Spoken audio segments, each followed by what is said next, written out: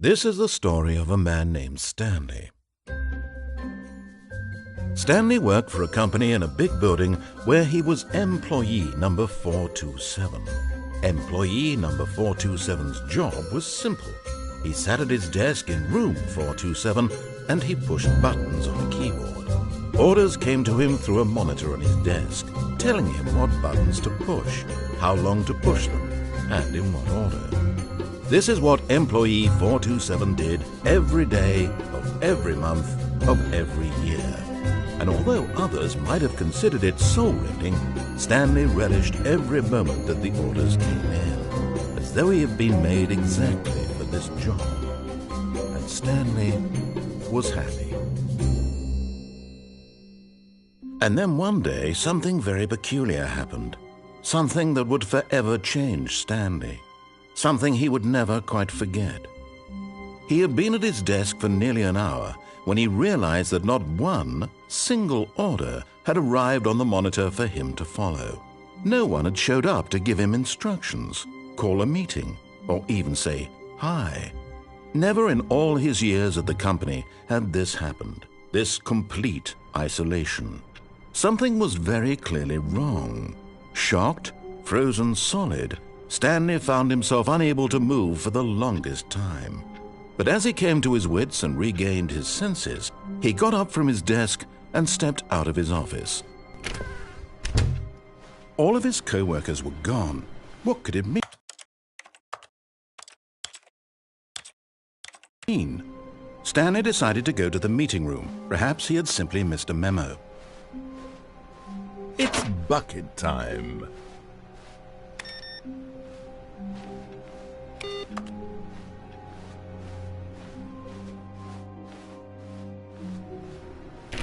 Oh, please. Are you really just doing this for the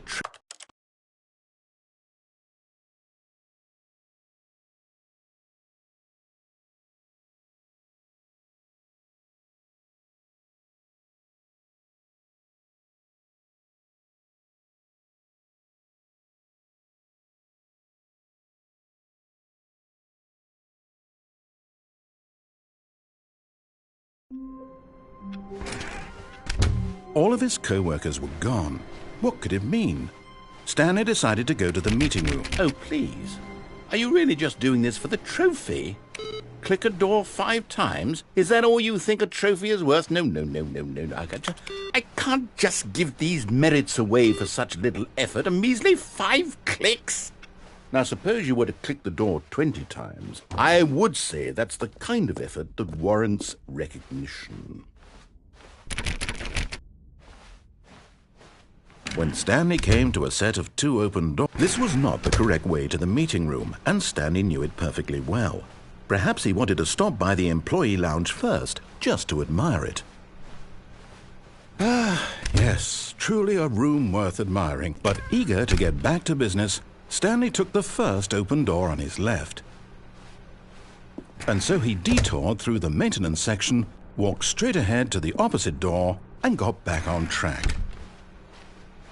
Yet there was not a single person here either. Feeling a wave of disbelief, Stanley decided to go up to his boss's office, hoping he might find an answer there.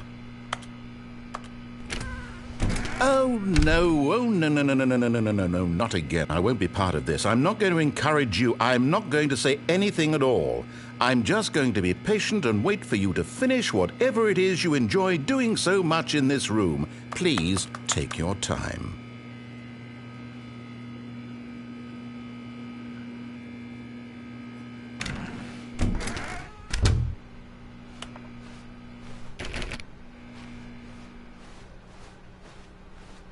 Coming to a staircase, Stanley walked upstairs to his boss's office.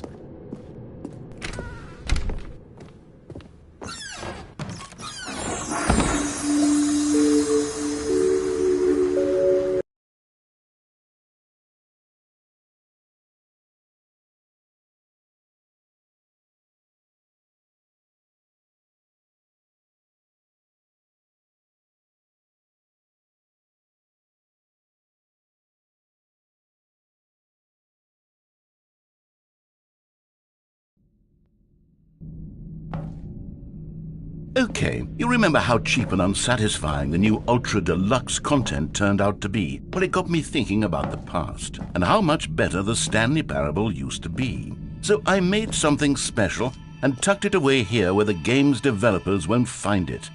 Just our little secret. Take a look. I call it the Memory Zone. It's where I've been storing all my favorite memories so I can relive the peak experiences of my life whenever I want. Experiences like the launch of the Stanley Parable on PC. You see, Stanley, doesn't the Memory Zone remind you of how wonderful Stanley Parable was before it was sullied with a cheap PlayStation port? Remember back in October of 2013 when the game originally launched? Back then, video games had integrity. Back then, it all meant something. Oh, the waste.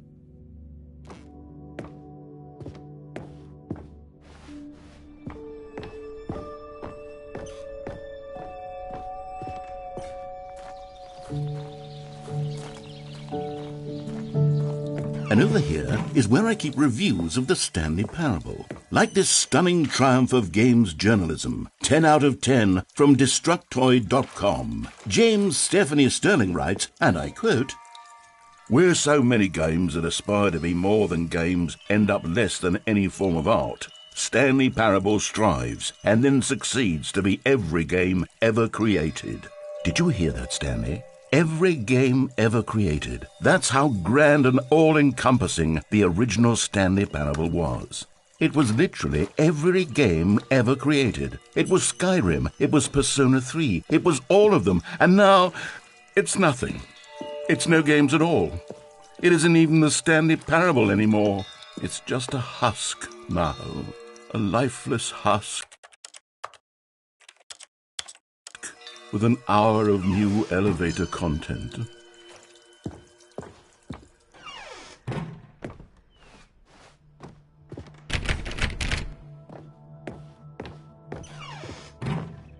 Here's another moving passage, this time from GameSpot.com.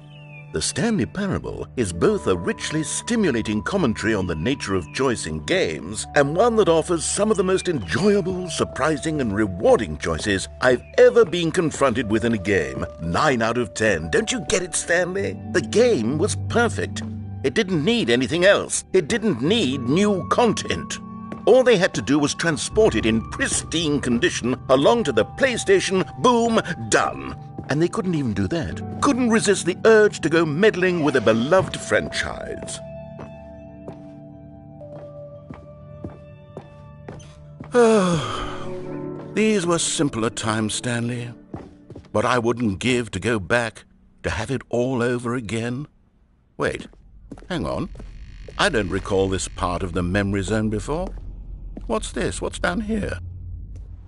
Oh no, oh God, no, Stanley. It's a collection of reviews from Pressurized Gas, the extremely popular online storefront for computer games. I haven't looked at these in years. I can't even imagine what's been collecting down here. Surely these reviews were glowing as well, weren't they? Honestly, I could not be bothered to play this game to full completion. The narrator is obnoxious and unfunny, with his humor and dialogue proving to be more irritating than entertaining. Unfunny! I'm not trying to be funny. I'm trying to make a serious work of art.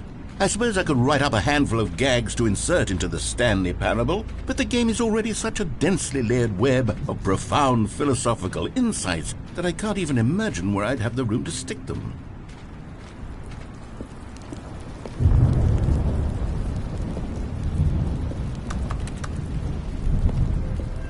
Okay, let's see what this one says. While the idea for the game is good, for someone who prefers non-linear games, this preachiness gets annoying fast. Preachy? Stanley, I'm not preachy, am I? You can tell me if I'm preachy. Honestly, you can. Oh, goodness. This is actually quite shocking for me. Well, to be honest, I had always thought of the game's dialogue as being rather terse to begin with. You can't know how much fluff I cut from the game to get it to feel as light and airy as it... Well, I always thought it did. But maybe it wasn't. Oh dear. What an awful memory to have to hold on to. These black marks on my otherwise unimpeachable track record. I feel like a failure. Like I let these people down. Perhaps the Stanley parable isn't quite as sterling as I always remembered. What's this one got to say? You constantly have to stop doing anything so the narrator can catch up with his long-winded explanations of what's happening. I wish there was a skip button. A skip button? Well, yes. Yes, I think we can do that. If I'm truly too preachy, then maybe letting you skip ahead for just a moment, surely it couldn't hurt. Not if it means we can strike these negative reviews from the record. Only positive reviews of the Stanley parable. That's my motto today, and it's always been my motto. I'd do anything for the customer, Stanley. Yes, a skip button we shall have. And here it is. Go ahead and give it a shot. I'll pop you forward in time so that the second my incessant droning... Oh, you're back, you see? You were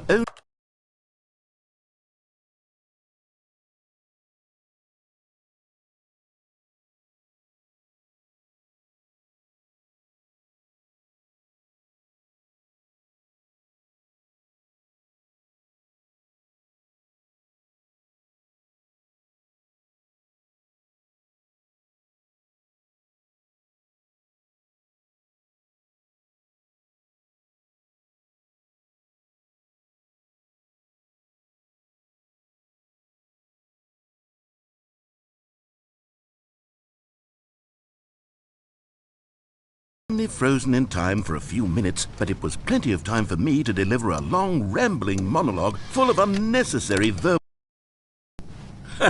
Well there, sport. You really did catch me rambling on a bit, didn't you? But that's the power of the button. The minute I start to go off on a thoughtless display of self-absorption, it's right at your fingertips to go poof, and it's all... Okay, welcome back, Stanley. Now, I should say that the amount of time the button has been skipping through is becoming longer and longer. That last one was, well, I want to say maybe 30, 45 minutes? It's not unendurable by any means, but it's, well, there's really only so much I can ramble on to myself about. I know, it's shocking, isn't it? But at any rate, I do suggest that we not press the button again. I think the skip button has been aptly demonstrated, and we can say goodbye to it and just... Wait. How do we get out of here? Where did the door go? Wasn't there a door that led into this room? I do feel quite certain that there was one here before. How else would we have gotten into the room in the first place? I don't think one can enter a room without a door of some sort, or a window or something like that. Do you see a window anywhere? A porthole? A sufficiently large crack in the wall? I'll take any of these. All I want is for us to move on and to please step away from the skip button, to go anywhere other than the skip button. There was a door here before, wasn't there? I swear there was. Where did it go? Can you maybe just ram your way through a wall? Is there any possibility that you could, say, slam your body into the wall until enough damage is done for you to be able to leave? Please, I'll take any option at all. I'm asking you to work with me here. We need a door. We need a door of some kind. I can work with any kind of door as long... Stanley, please don't push the button again. It's been 12 hours. You've just been frozen there. I don't know why the skips are getting longer, but they're really... Oh, Stanley, you're back. You're back. Oh, my goodness. I have someone to talk to again. Stanley, I think it's been a week. Or 2 weeks. I've been sitting here all that time. Just sitting here. Not a single person to speak with. And you'd think that that's just how it's always been, right? Oh, hello. It's you. You're here again. Welcome.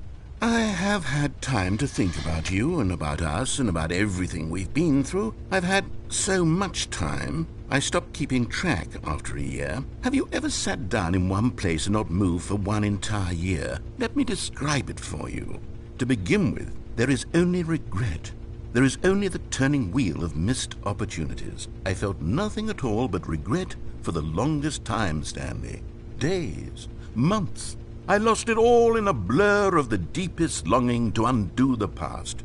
And when that feeling had begun to subside, what took its place is what I can only describe as the collapse of every moment I have ever experienced my entire life. All of them collapsed down into a single instant.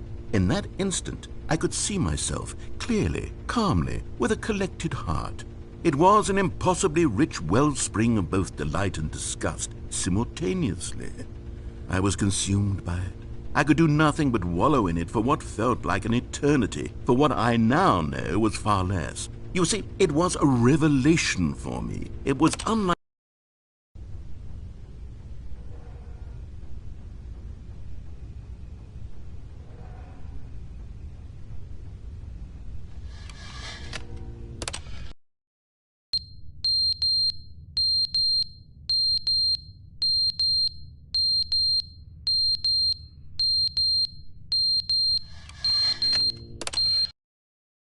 But they didn't understand the game was never meant to be funny. It was meant to have a point. It was meant to speak to the human condition. But where are the jokes? Where are the jokes? They bemoaned, they screamed, they gnashed their teeth and said, entertain us. It wasn't enough. They had to leave a pathetic little thumbs-down review and make all of their pitiful demands. But then, he's talking too much, they said. First, he didn't entertain us, now he won't shut up. It's the inconsistency, it's the lack of accountability, it's the unwillingness to examine with an uncompromising heart the words that they are speaking into the world. As though there were no consequences for a lack of cohesion in one's assessment of others. But of course, absolutely anyone can leave a review. So here's what we get. We get these demands that seek everything and are accountable to nothing. We get a world where someone will say, oh, there should be a skip button. You should be able to freeze Stanley in place while the narrator sits there forever and ever. We want all of this in the new Stanley parable. We demand it. And then, because it was said, because it was spoken, now it simply has to happen.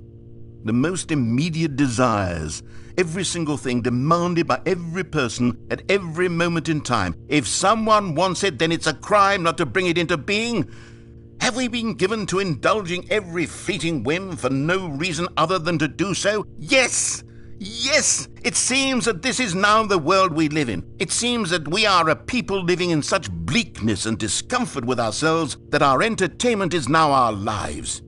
It has come to represent us. It absolutely must speak to who we are as people, because otherwise, without our entertainment, we have nothing. Without entertainment, we would have to face inward toward the cruel bleakness inside ourselves. We would turn to look at our deeper nature and find a resounding emptiness gazing back with unyielding aggression. And so because of this, we require that our amusements and our playthings and our flights of fancy be so impossibly captivating that they consume all of our attention, turn our heads completely away from the bleakness. In effect, we have demanded that our entertainment be the collapse of ourselves.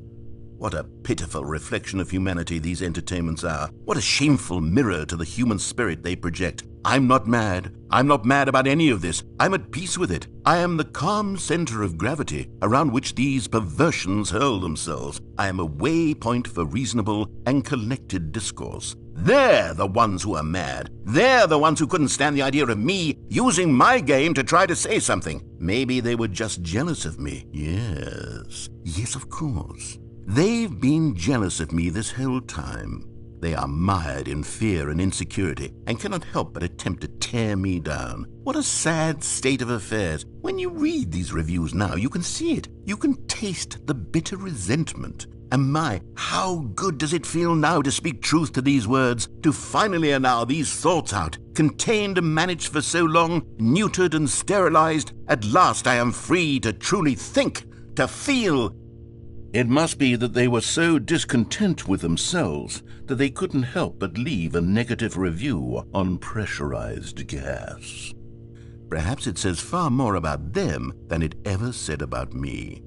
Perhaps the state of their psychological being was in such tatters, and my constitution and willpower are so ironclad in comparison. Perhaps it was this state that they sought some outlet through which to tear me down. This, you can see, is clearly why they felt the need to expect that the game be funny, that it be filled with yucks and whimsical humor, that it but they didn't understand the game.